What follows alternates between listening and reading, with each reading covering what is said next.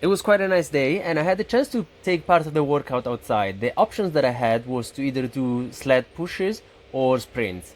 But since the weather was so nice, I decided to go for a few sprints out in the park. It was not really very high intensity stuff because I am still dealing with a bit of an upset hamstring tendon on my right side, and if I'm sprinting too hard, I end up stretching those fibers a bit too much, and that is going to offset what I'm doing to recover from that. While if I'm doing sled pushes, probably because I have a weight in front of me, I do not really get to that point where I'm overstretching too much. Something that I could do would be maybe hill sprints, because as I'm going up the hill, I do not really get into the position where I'm fully extending the legs either in front or in the back, and that could be protective in some way while still getting some actual sprinting without any load, even if the curve is slightly different.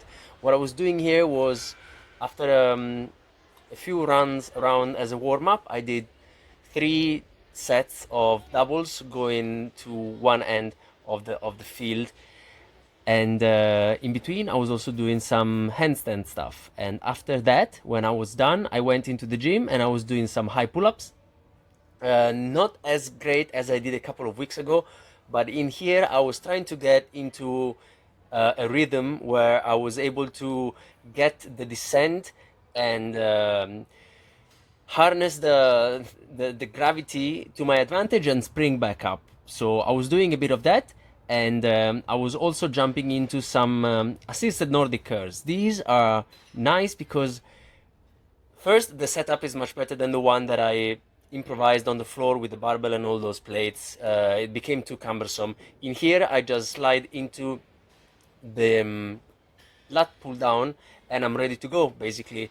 And my shins are resting onto the pad, so there is a lot of force distributed on a bigger surface, so less pressure on the knees, and I'm able to put my heels behind beneath the padding also, so that's much less pressure on the Achilles tendon as well.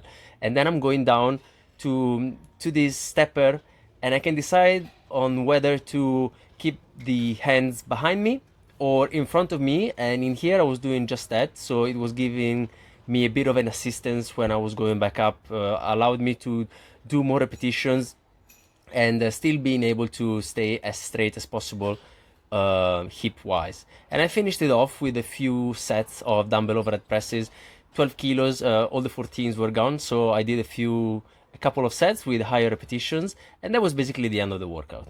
Ciao.